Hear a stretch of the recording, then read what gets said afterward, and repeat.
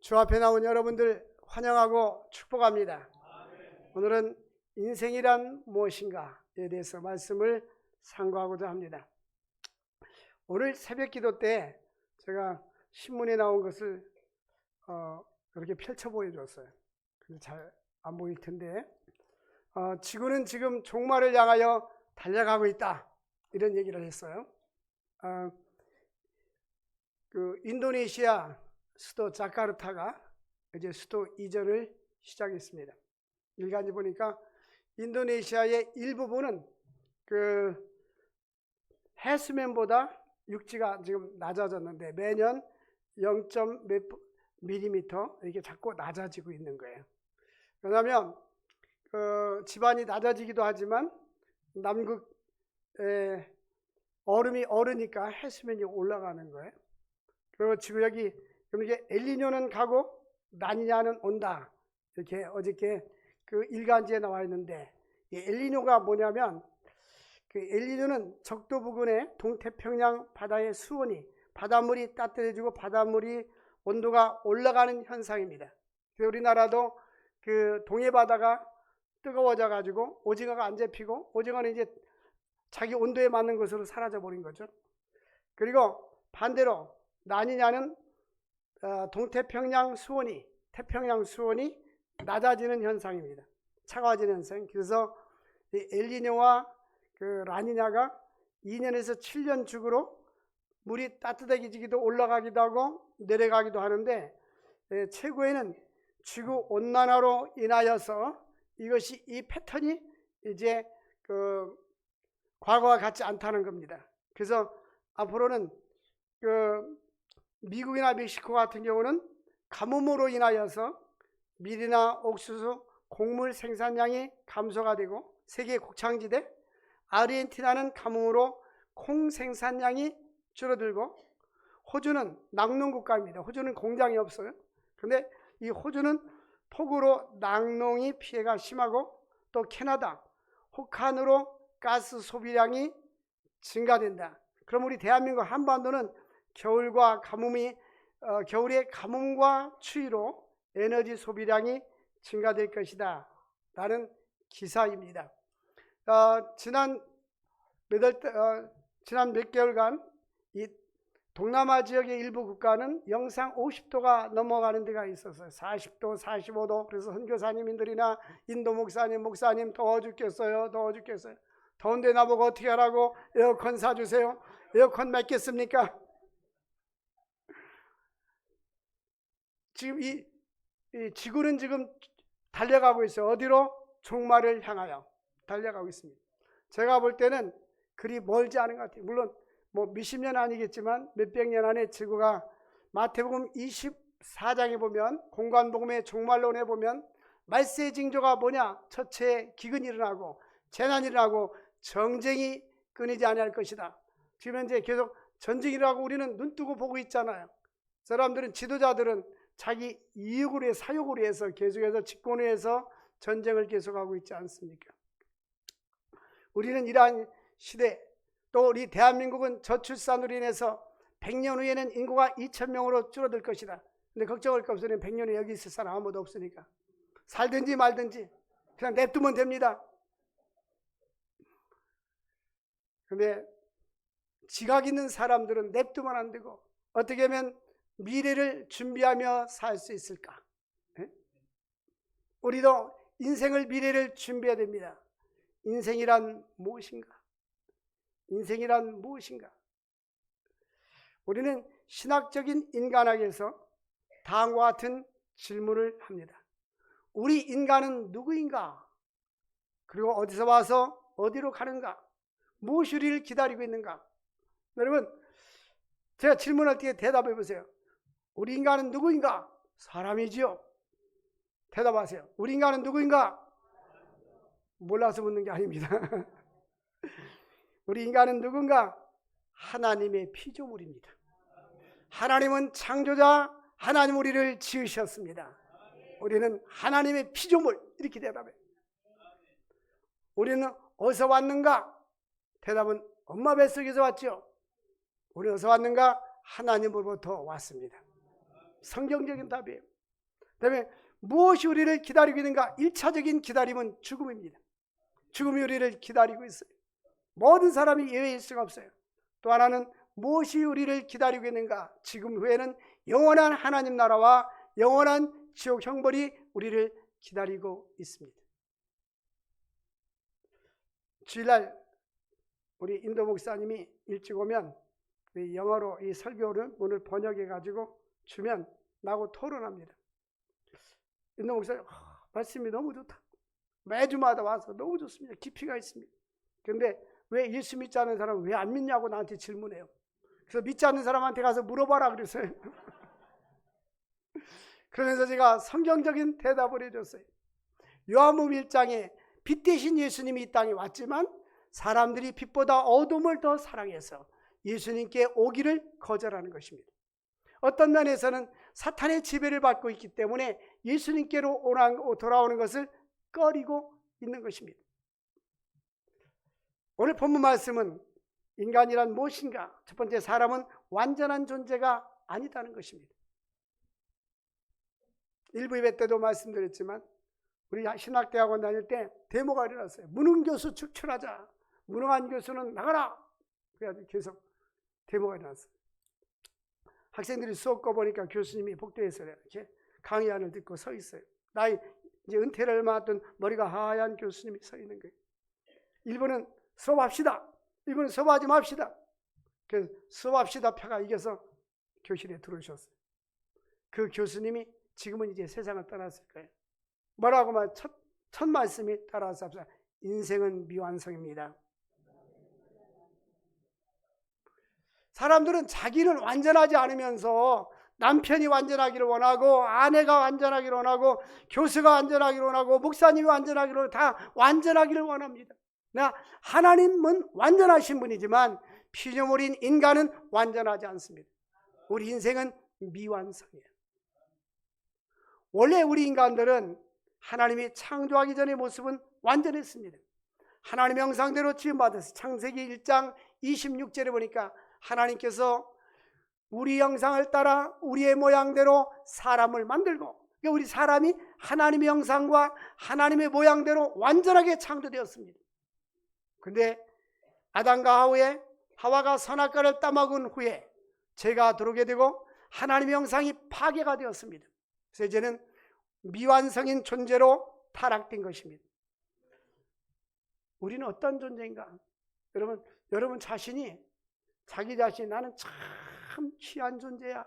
이 세상에 나 같은 사람은 없어 라고 생각하는 사람 아멘 해보세요. 하나도 없어? 이 지구상에요, 이 지문이 다 달라요. 쌍둥이도 달라요. 네?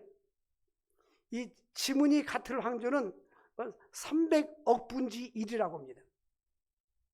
그래서 보통 이렇게 외국 가면은 입국할 때 이 지문 인식을 시켜요.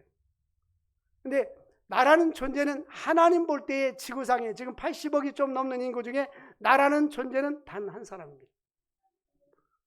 우리 하나님은 참 신묘막측해요.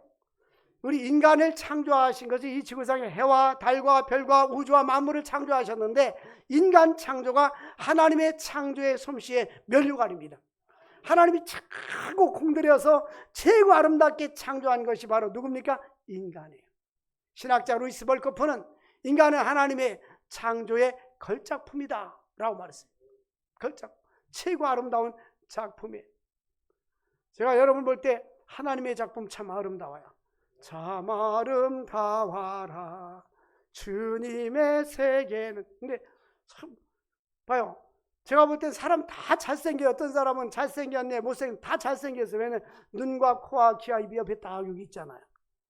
그 하수구는 저 밑에 갖다 놔놨죠. 우리 하나님이 얼마나 잘 만드는지 몰라요. 옛날 그 총신대학교 총장님이 그 세미나를 하는데 그 남녀 재직들 많이 모아놓고 우리 인간에 대해서 설명하는 거예요. 설명하는데 하나님이 얼마나 우리 인간을 아름답게 만드는가. 또 여성들 아이들에게 전에는 그 밀크박스를 등에다 달아놨다면 얼마나 불편하겠어요. 우리 하나님은 참으로 좋으신 분이에요. 세수할 때도 여기만 이렇게 씻으면 화장 6이만 하면 끝나잖아요. 네? 얼마나 감사해요. 감사해요, 안 감사해요? 할렐루야. 병아리는 물 한 모금 먹고 감사. 물 안 먹고 감사. 근데 우리는 생각해보면 하나님 은혜가 다 감사한 거예요. 살아있는 거 감사, 숨 쉬는 거 감사, 이 맑은 공기 주신 거 감사. 온 천하를 얻었어도요, 생명을 잃어버리면 끝이에요. 하나님 우리를 창조해 주신 은혜를 감사해야 돼요. 그리고 타락하기 전에 인간은 죄가 없는 순수한 당 상태였습니다. 그래서 아담과 하와가 하나님과 교제하면서 친밀하면서 사는 존재였습니다. 그런데 선악과를 따먹지 말라니까 따먹고 죄가 세상에 들어왔어요. 인간은 타락하게 되었어요. 그래서 로마서 5장 12절 보니까 한 사람으로 말미암아 죄가 세상에 들어왔어요. 이 한 사람은 누굴까요? 아담입니다. 아담 때문에 죄가 세상에 들어왔어요. 죄로 말미암아 사망이 왔나니, 그러므로 이 모든 사람이 죄를 지음으로 사망이 모든 사람에게 이르느니라. 아담이 죄를 져서 모든 사람도 역시 사망이 이르고 죽음을 맞이하게 된 것입니다. 로마 3장 10절 보니까 의인은 없나니 단 한 사람도 없다. 이 지구상에 의인이 없어요. 100% 완전한 사람은 없는 것입니다. 상대적으로 좀 착하고 좀 인격적으로 나았고 부족하고 이런 차이는 있을지 모르지만 의인은 없습니다. 로마 3장 23절 보니까 모든 사람이 죄를 범하였음에 하나님의 영광에 이르지 못하였더라. 아담이 선악과를 따먹고 범죄했을 때에 모든 사람이 거기에 동참하게 된 겁니다. 그래서 모든 사람이 다 전적으로 부패한 존재인 것입니다. 그러므로 인간은 전적으로 부패한 존재예요. 전적으로 타락한 존재인 것입니다. 타락한 본성을 가지고 있어요. 신학자 베트너는 날개 부러진 새가 이쪽 나무에서 저쪽 나무로 날아갈 수 없는 것처럼 타락한 인간은 우리 인간이 스스로의 힘으로 하나님께 날아갈 수 없다는 것입니다. 그래서 예수 그리스도를 통해서만이 하나님께 나아갈 수가 있는 것입니다. 그러므로 우리 인간은 어떤 존재로 살아야 될까? 이제 타락한 인간의 존재, 죄성을 가지고 있는 인간 존재는 예수를 영접하고 제사함을 받고 하나님의 형상을 회복해야 하는 것입니다. 날마다 거룩하고 성화되어져 가야 하는 것입니다. 우리가 예수 믿고 교회만 왔다 갔다 하고 예배 드리는 걸 마치지 말고 우리는 관심이 과거에는 돈 버는 거, 직장 다니는 거, 명예 이런 것에 관심이 있었다면 이제는 나 자신에 한번 관심을, 나는 하나님 앞에 어떤 존재인가? 나는 하나님 앞에 어떤 모습으로 살아가고 있는가? 주님이 지금 내 앞에 오셨다면 나를 어떻게 평가할 것인가? 우리는 하나님의 형상을 회복해야 됩니다. 우리는 언제나 미완성이라는 존재, 내가 부족하다는 존재를 인식해야 하는 것입니다. 그리고 완전하신 예수 그리스도를 닮아가야 하는 것입니다. 바울은 내가 그리스도를 본받는 자가 된 것처럼 너희는 나를 본받는 자가 되어라. 날마다 거룩하고 성결한 삶을 추구해야 됩니다. 너 성결케 위해 늘 기도하며 하나님 성결하게 하여 주옵소서. 나의 생각도 나의 마음도 나의 행동도 깨끗하고 성결하고 거룩하게 하여 주옵소서. 인간은 관계 속에서 살아가야 할 존재인 것입니다. 하나님이 우리 인간을 혼자 살게 만들지 않았어요. 아담을 창조한 후에 독채하는 것이 좋지 못하니 그를 돕는 배필을 만들이라. 그래서 남편과 아내는 한 팀입니다. 진흙을 하나 더하기 하나는 또 하나이듯이 이제 하나가 되어서 서로 도우면서 사는 겁니다. 우리 인간을 호모 사피엔스라고 합니다. 우리 인간은 사회적인 동물이라고 합니다. 우리 인간은 누군가와 함께 어울려서 살도록 지음받았어요. 오늘날 많은 연세 많은 사람들이 자살을 많이 하고 있어요. 젊은이들이 자살을 많이 하고 있습니다. 20대가 자살이 제일 많고 그 다음에 60대 후반, 70대, 80대입니다. 그 이유는 뭡니까? 연세 드신 분들은 고독사입니다. 고독사. 외롭고 고독하다는 거예요. 여러분 서울 시내 아파트가 많이 있죠? 3분의 1이 독신 가구입니다. 청년이든지 또 노인이든지 혼자 사는 사람들이 많아요. 지하철 타면 그렇게 수없이 많은 사람들이 오고 가지만 무리 속의 사람들은 고독합니다. 여러분들이 위기를 당했을 때에, 어려운 일을 당했을 때에 진정으로 내 마음을 털어놓고 대화할 수 있는 친구가 정말로 있습니까? 많지 않습니다. 외롭습니다. 그러므로 우리는 하나님과 교제하며 살고, 이 땅에서는 우리 그리스도인들은 성도들과 교제하면서 살아야 됩니다. 하나님은 우리를 관계 속에서 살도록 만들어 주신 것입니다. 그래서 하나님과 관계가 회복되기 위해서는 예수 그리스도를 통해서 하나님과 가까이 나아가야 하는 것입니다. 하나님을 사랑하고 이웃을 사랑하며 살아야 할 존재인 것입니다. 어느 날 한 관원이 주님께 찾아왔어요. 주님, 우리에게 최고의 계명이 무엇입니까? 너는 마음을 다하고 뜻을 다하고 성품을 다하여 주 너의 하나님을 사랑하라. 그리고 네 이웃을 네 몸같이 사랑하라. 또 하나는 우리 인간은 주어진 것에 만족하지 않고 언제나 새로운 것을 추구하며 사는 존재입니다. 사람들은 나 이제 만족해? 이런 사람들 거의 없어요. 새로운 것을 추구하면서 살아갑니다. 칼빈은 우리 장로교의 훌륭한 신학자 중에 한 사람 존 칼빈은 기독교 강의에서 하나님의 인식이 없이는 하나님의 인식과 자기 인식을 서로 분리할 수 없다라고 말했습니다. 이 말은 하나님을 알아야 자기를 안다는 것입니다. 하나님을 아는 것과 자기를 아는 것과 이렇게 분리할 수가 없다는 것입니다. 이사야서 6장에 보니까 이사야 선지자가 스랍 천사를 환상 중에 봤습니다. 그때에 스랍 천사가 이제 제단 숯불을 가지고 입술을 쳤습니다. 나는 입술이 부정한 사람입니다. 하나님을 만났을 때에 자신을 발견하게 됩니다. 누가복음 5장에 보니까 밤이 맞도록 베드로가 갈릴리 호수에서 그물을 던졌는데 전공이 그는 고기잡이입니다. 밤새 아무것도 못 잡았어요. 아침에 돼서 그물을 싣고 있는데 예수님이 찾아오셨습니다. 얘들아, 너희들에게 고기가 잡혔느냐? 못 잡았습니다. 배우는 편에 그물을 던져라. 보통 사람 같으면 예수님, 나는 전공이 어부입니다. 예수님은 아버지 목수 밑에 자라나서 목수가 전공인데, 이거는 다른 건 모르지만 대문짝 따는 건 내가 예수님 말 듣지만 고기 잡는 건 내 말 들어야 됩니다 라고 자기 이성을 말할 수 있지만, 그럼에도 불구하고 베드로는 뭐라고 말합니까? 내가 밤이 맞도록 헛수고로 했지만 말씀에 의지하여 그물을 던지겠습니다. 그 그물을 던지니까 너무나 많은 고기가 잡혀서 배가 잠기게 됐다는 것입니다. 이웃 배를 불러서 양쪽에 채우게 됐어요. 그때에 베드로가 뭐라고 고백합니까? 신난다, 고기가 많이 잡혔다, 이렇게 말하지 않았어요. 주여, 나를 떠나소서, 나는 죄인으로서이다. 그제서야 비로소 예수님은 전능하신 분, 우주 만물을 창조하신 분, 아마도 그물을 던졌을 때에 갈릴리 바다에 있는 물고기에 예수님께서 물고기야, 그물에 앞으로 카트는 천지대가 다 모여든 것 같아요. 남태평양에 보면 괌 사이판 있죠. 많이 여행 가죠. 거기 가봤는데 괌 사이판을 한 30년 전에 우리 시찰에서 갔어요. 거기는 어업을 하지 않습니다. 고깃배가 없어요. 고기를 못 잡게 하는 지역입니다. 물이 쫙 맑아요. 거기다가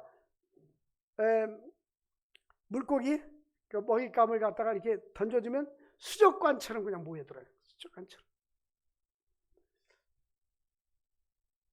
베드로가 예수님의 그 능력, 예수님의 전능하심을 깨달게 된 것입니다.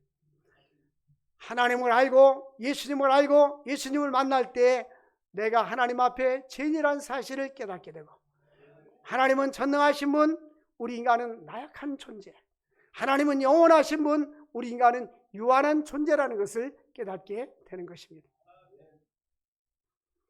그러므로 우리 인간은 언제나 하나님 앞에, 하나님은 우리의 하나님이요, 하나님은 우리를 위한 하나님이요, 하나님을 위해서 우리는 살아야 하는 것입니다. 기독교 신앙에서 중요한 것은 택함받은 하나님의 백성들을 하나님이 포기하지 않는다는 것입니다. 만약 하나님 우리를 포기했다면 이 자리에 있을 수가 없어요. 우리가 하나님을 등지고 살았는데 하나님이 우리를 포기했다면 하나님은 그의 마음을 움직이든지 주변 사람들을 통해서 전도를 받게 하든지 아니면 하나님이 징계하든지 질병으로 경제적으로 어려운 문제를 줘가지고 주님 앞에 돌아오게 하셔서 하나님은 포기하지 아니하시고 계속해서 우리를 부르시는 것입니다. 이사야서 55장 1절 보니까 너희 목마른 자들아 물로 나오라.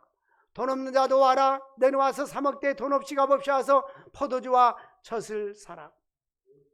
예수가 우리를 부르는 소리 금성 부드러워. 주님은 또한 우리를 지금도 부르고 계십니다. 방황치 말고 와라. 주님 앞에 와라는 것입니다. 두 번째로 기독교의 인간이해는 예수 그리스도로부터 출발하는 것입니다. 인간을 이해하는 데는 여러 분야가 있는데 먼저 생물학적인 인간학은 18세기에 헤르드라는 사람으로부터 시작됐습니다. 언어의 기원이라는 책에서 그는 인간은 벌거벗은 채 연약한 존재로 태어난다. 그러므로 타인의 보호와 도움을 필요로 하는 상태에서 태어난다라고 말했습니다. 여러분, 갓난아이가 응애하고 태어났어요. 아무도 그를 돌봐주지 않으면 그는 스스로 살아갈 수 없고 결국 죽게 되는 것입니다. 우리 인간은 벌거벗은 채 연약한 존재로 태어나고 누군가의 도움을 받아야 되고 또한 보호를 받아야 되는 상태에서 태어납니다. 그러나 이 인간은 무한한 가능성을 가진 존재로 태어난 것입니다. 그러므로 기독교에서 인간을 이해하기 위해서는 예수 그리스도로부터 출발해야 합니다. 예수를 통해서 인간을 이해하기 위한다면 먼저는 성육신하신 예수 그리스도, 예수님은 하나님이신 그분이었습니다. 삼위일체 하나님이 죄인을 구원하기 위해서 신성으로 계시다가 이 땅에 동정녀 마리아를 통해서 사람의 몸을 입고 이 땅에 오신 것입니다. 그러므로 예수를 만나고 예수를 알 때에 나를 깨달아 알 수가 있는 것입니다. 예수를 만나면 나의 죄를 깨닫게 되고 예수님의 온전하심을 생각하면 나의 인격과 나의 신앙과 나의 삶이 주님 앞에 비춰볼 때 얼마나 부족한 것인지, 얼마나 부끄러운 존재인지를 자신을 알게 되는 것입니다. 그러므로 전도서 12장 1절 보면 우리는 예수 안에서 먼저 발견한 것은 하나님은 우리의 창조자. 너는 청년의 때에 너의 창조자를 기억하라. 나를 지으신 하나님을 먼저 기억하라는 것입니다. 왜 성경에서는 네 부모를 공경하라고 했을까요? 부모 없이는 자신이 이 땅에 태어날 수가 없지 않습니까? 마찬가지로 하나님 없이는 우리가 이 땅에 존재할 수가 없는 것입니다. 하나님은 우리의 창조자요, 우리의 주인이시오, 나의 왕이 되시는 것입니다. 우리 기독교인들은 십자가에 달려 돌아가신 예수로부터 우리의 삶이 출발해야 하는 것입니다. 궁극적으로 우리 인간은 하나님에 의해서 창조되었지만 하나님께로 돌아가야 할 존재인 것입니다. 그런데 예수를 믿지 않으면 하나님께도 돌아갈 수가 없고 사탄에게로 돌아가게 되는 것입니다. 인간은 자기 존재의 존재야 하나님 앞에 감사해야 할 존재인 것입니다. 여러분 마음속에 진정한 감사가 있습니까? 우리는 살아있는 것에 감사해요. 예수 믿는 것에 대해서 감사해요. 우리 주님께서 네가 온 천하를 얻고도 네 생명을 잃어버리면 네 가지고 있는 재물이 무엇이 되느냐? 우리는 살아있는 것 자체는 억만금과 비교할 수 없는 가치요. 우리 모두는 다 거기에다가 예수 생명을 가지고 있기 때문에 더 많은 가치 있는 존재인 것입니다. 그럼 우리 늘 감사해야 돼요. 하나님 오늘도 살아있는 것 감사합니다. 호흡할 수 있는 것 감사합니다. 예수가 내 안에 계시고 믿음으로 사는 것 감사합니다. 궁극적으로 인간은 하나님에서 창조되고 하나님 때문에 우리는 감사해야 됩니다. 하나님 우리에게 일반 은총과 특별 은총을 줬는데 예수 믿는 사람과 믿지 않는 사람에게 주는 것이 일반 은총이에요. 햇빛도 주시고 맑은 공기도 주시고 호흡하게 하시고. 저 유럽에 가면 유럽 선교사들이 그런 얘기를 해요. 그래서 유럽 가운데 몇몇 국가들은 1년 내내 한 달도 해가 안 뜬대요. 그래서 그런 나라들은 햇빛이 쨍 쪼이면 사람들이 와 하고 직장 있는 사람들이 사무실에 밖으로 나가서 햇빛을 쬐는데요. 그래서 직장의 상사들도 말하지 않는다는 거예요. 근데 우리나라는 복에 겨워서 햇빛이 많이 쬐니까 선크림 바르고 거기다 모자 쓰고 또 양산 쓰고 선글라스 쓰고 마스크 쓰고. 유럽 사람들은요 선크림 잘 안 바르고 양산 안 써요. 이 햇빛이 적당히, 너무 많이 쓰면 안 되지만 적당히 써야 이 피부가 비타민 D를 생성하거든요. 어쨌든 우리는 하나님의 은혜에 감사해야 돼요. 오늘도 하나님 은혜에 감사할 수 있기를 원합니다. 그러니까 감사하는 존재로 나를 창조해 주신 하나님, 아니면 이 땅에 태어나지 않았을 거 아니에요? 태어나서 살아가는 이 자체를 감사해야 됩니다. 하나님은 인간이 어떤 존재로 살아가기를 원하는가? 하나님으로부터 받은 생명, 주님 오늘도 생명 주셨음을 감사합니다. 살아있는 것 감사합니다. 호흡하는 것 감사합니다. 이 타이타닉 호가 침몰돼가지고 약 1,500명이 배를 타고 가다가 그냥 대서양에서 얼음에 부딪혀가지고 침몰했잖아요. 두 연인이 이제 찬 바다에 뛰어내렸어요. 그게 마침 조그마한 널빤지 하나가 있는데 두 사람 붙잡으면 둘 다 물속에 침몰되니까 하나는 자기 연인에게 놔두고 하나는 우리 살아서 같이 만나자 했는데 결국은 살아나지 못한 애달픈 이야기가, 실제적인 이야기가 책에 기록된 것을 봤어요. 그 나중에 영화로 나옵니다. 여러분 싸우지 말고 사세요. 살아있는 게, 남편이 살아있는 게 얼마나 감사해요? 아내가 살아있는 게 감사하잖아요. 자녀가 살아있는 게 감사하잖아요. 싸우고 싶으면 고목나무가 싸우세요. 살아있어 준 것만 해도 내게 있어 이 생명 주신 거, 이 생명이 얼마나 감사합니까? 응? 어떤 목사님이 설교하는 걸 들었어요. 영상으로 오래전에. 근데 뭐라고 말하냐면, 여러분 싸우지 마세요. 우리 아버지가 목사님이었는데 우리 아버지가 성도들 싸워서 돌아가셨어요. 그 아버지가 싸워 돌아갔다는 것은 성도들이 하도 싸우니까 금식기도 40일 금식기도 가가지고 금식기도하다 돌아가셨대요. 여러분 싸우지 마세요. 어떤 목사님 아버지 성도들 싸워서 돌아가셨어요. 우리는 감사하면서 살 수 있기를 바랍니다. 아프리카 사용하는 우분투, 당신이 있기에 내가 있다. 여러분 이 지구촌에 다 죽고 혼자 살았다면 자기에서 아파트 다 가지라도 무엇을 갖겠어요? 응? 이 집 싸우자고 저 집 싸우자고 그렇게 할 거예요? 응?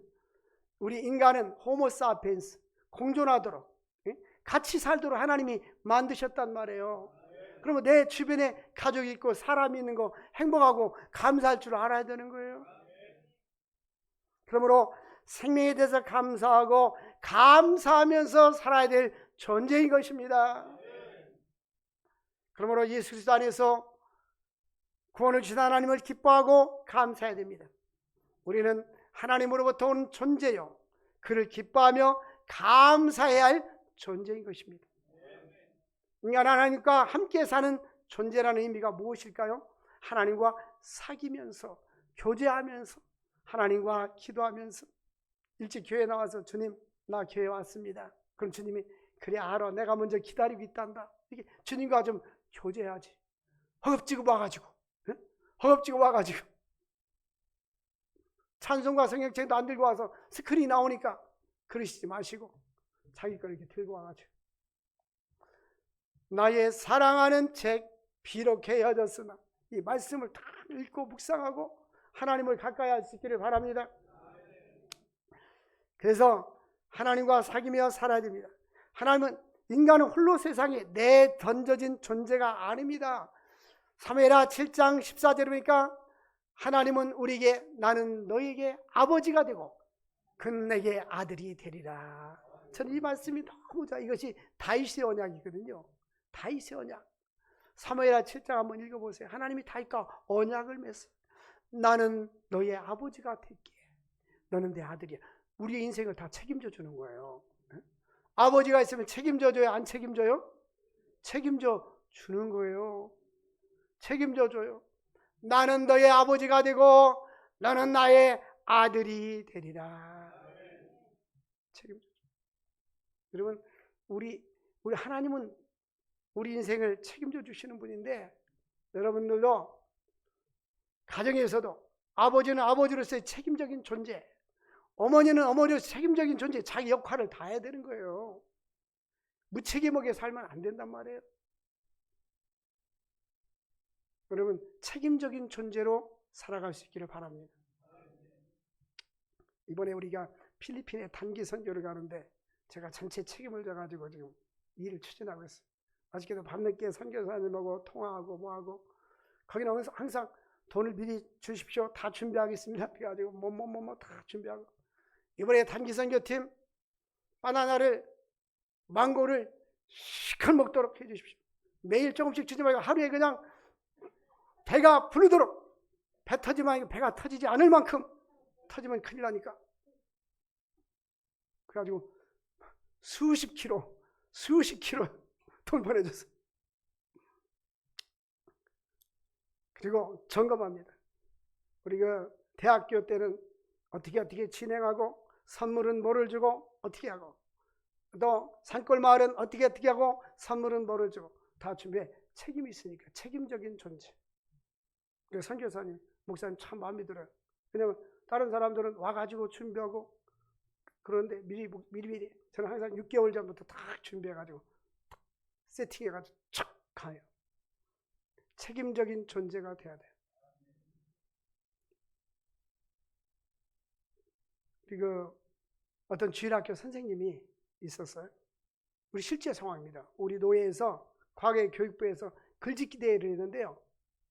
글짓기 대회 했는데 주일학교 아이들, 전 노예 산하의 그 어린이들 모아서 과천 대공원에서 글짓기 대회 했어요.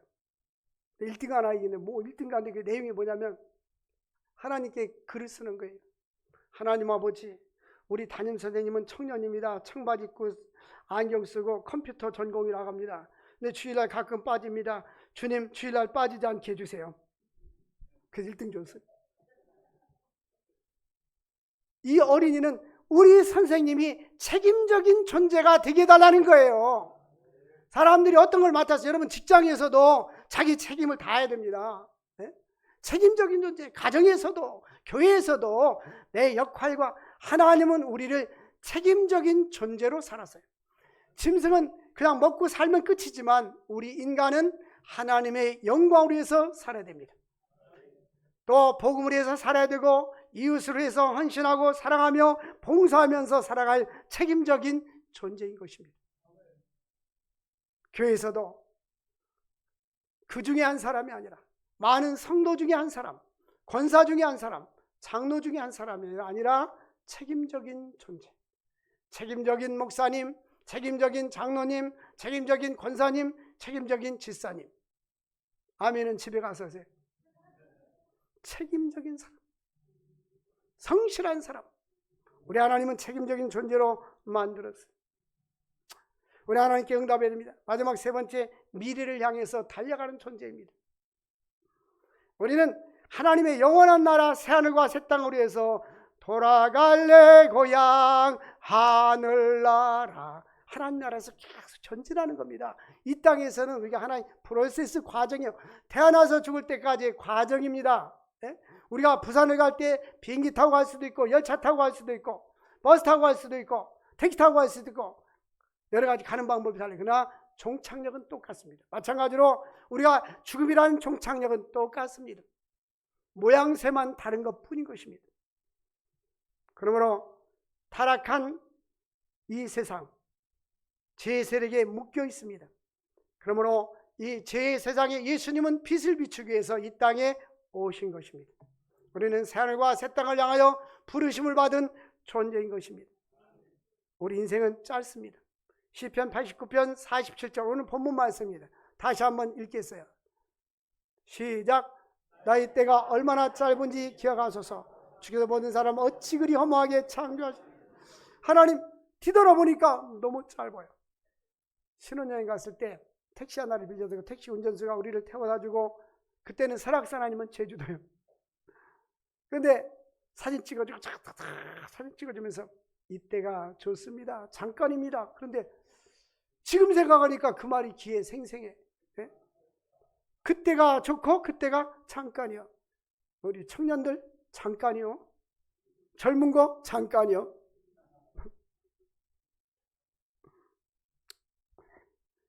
인생은 짧습니다. 시편 90편 10절 보니까 모세는 뭐라고 고백합니까? 우리 인생이 70이요 강건하면 80이라도 연수의 자랑은 수고와 슬픔뿐이다. 우리는 좋은 일은 기억이 안 나요. 수고하고 고생한 일만 생각이 난단 말이에요.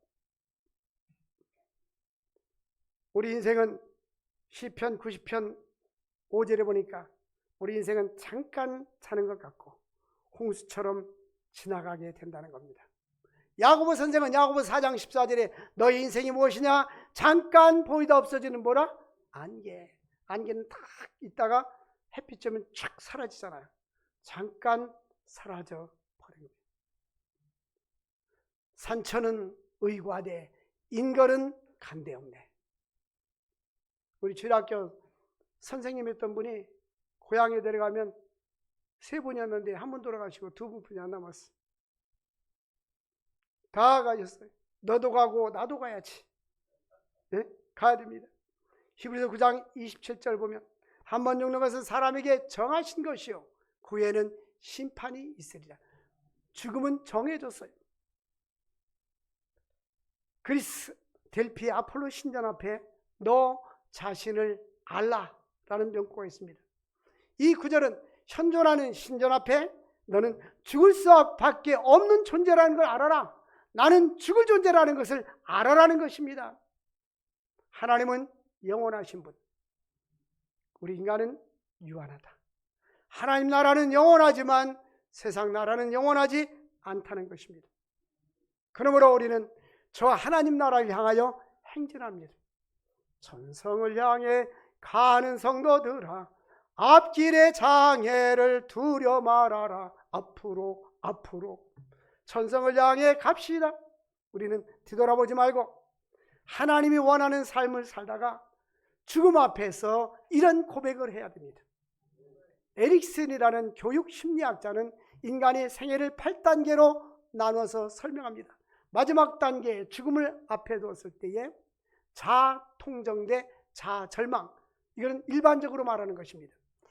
나는 내 인생을 돌아볼 때 잘 살았어 라고 하는 사람이 있고, 나는 인생을 헛살았어, 나는 절망스러워 라고 생각하는 사람이 있다는 것입니다. 그런 의미에서 볼 때 디모데후서 4장의 바울은 나는 선한 싸움을 싸우고 달려갈 길을 마치고 믿음을 지켰으니 이제로는 나를 위하여 의의 면류관이 예비되었다. 나뿐만 아니라 주님을 사모하는 모든 자에게로다. 이 말은 내가 인생을 살았는데 참으로 후회 없이 가치 없이 살았어 라고 고백하는 것입니다. 그렇게 살려면 예수를 위해서 삽시다. 하나님 나라에서 삽시다. 복음을 위해서 삽시다. 그런 사람들만이 주님 앞에 설 때에 착하고 충성된 종아 잘하였도다 칭찬받을 수가 있는 것입니다. 영원한 세계를 향해서 달려가고 나약한 존재, 죽을 수밖에 없는 존재, 나 자신을 깨닫고 영원한 하나님 나라를 추구하며 살아갈 수 있기를 주의 이름으로 축원합니다. 하나님 아버지 감사합니다. 오늘도 생명의 말씀, 영생의 말씀을 주신 주님, 이 말씀 우리 마음밭에 새겨져서 열매 맺게 하여 주시옵소서. 예수님의 이름으로 기도합나이다. 아멘.